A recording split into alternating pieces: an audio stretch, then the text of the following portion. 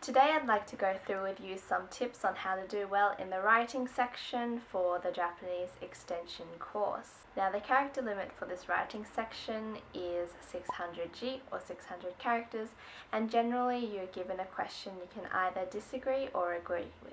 Now there's no certain rule stating that you must agree or disagree with a question.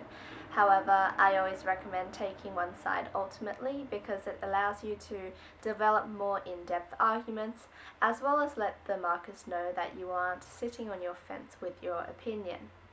Now planning is really crucial in this writing section because it allows you to jot down all your thoughts onto paper and help you remain confident throughout writing your essay. The question I'm going to go through with you today is いろいろなことにチャレンジすることは必要だ.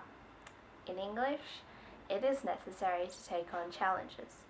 In the Japanese extension syllabus, you know that the writing section will always include a question from one of 3 topics.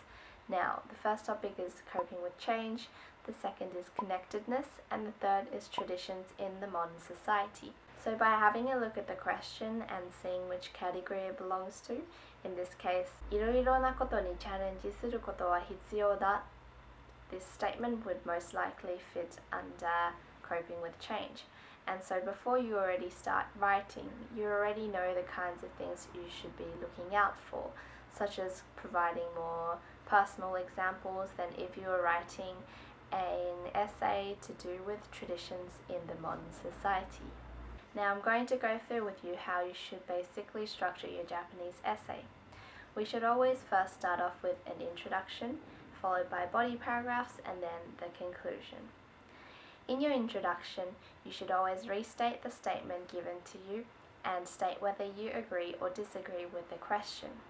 In this case, we would either say, いろいろなことにチャレンジすることは必要だという意見に賛成します. And that means you agree with the question. Now, if you disagree, then you would say, いろいろなことにチャレンジすることは必要だという意見に反対します. Now, there are 2 words that are very important for you to learn for the Japanese extension course, and that is to agree and to disagree. To agree is 賛成します, 賛成します, and to disagree is 反対します, 反対します. So make sure you know what those words mean before you begin writing. Next, you want to provide any definitions of key terms that you see in your statement.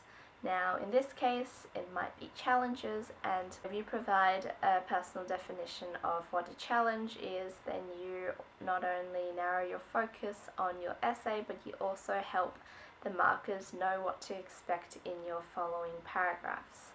Next, you have a summary of your argument, and this summary should be 1 to 2 sentences long, and it's just to provide a header of what you're about to talk about.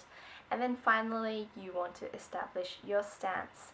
Now, when I say establish your stance, I don't mean simply just agreeing or disagreeing with the question again. Instead, you might want to elaborate on your response by perhaps saying that taking challenges is not only necessary, but a significant step in self-growth and personal development. Next should be your body paragraphs.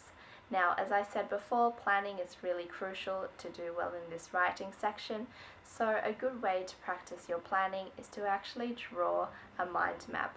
In the center, you might want to note down the key term of your statement. In this case, it would be challenges, and then from there you can branch on to talk about your different points. So perhaps you might want to talk about how challenges result in positive experiences, or perhaps sometimes not so positive or negative outcomes. Then by drawing a mind map, you can connect those 2 together and talk about how either way, both the positive and not so positive experiences and results do contribute to your self-growth. Now on the other side, you have space to jot down any examples you think of. And for this question, you might want to talk about moving schools and how moving schools involves forming new relationships in new environments, and that involves taking on a challenge. And your other example might be perhaps starting a part-time job, because starting a job is in itself a challenge. Now that you have these two examples, underneath you can jot down any complicated grammar structures or sophisticated vocabulary that you might want to include because they're relevant to your essay. And there you have it, that's your plan. Finally, we have our conclusion.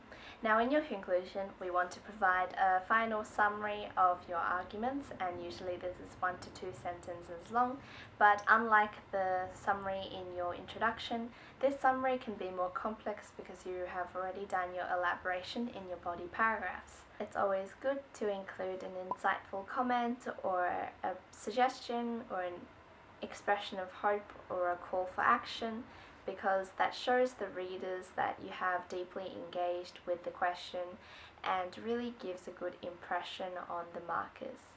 Now, this section is what I would call the flourish of your essay, and that will really distinguish you from the top students in your cohort. Good luck and have fun!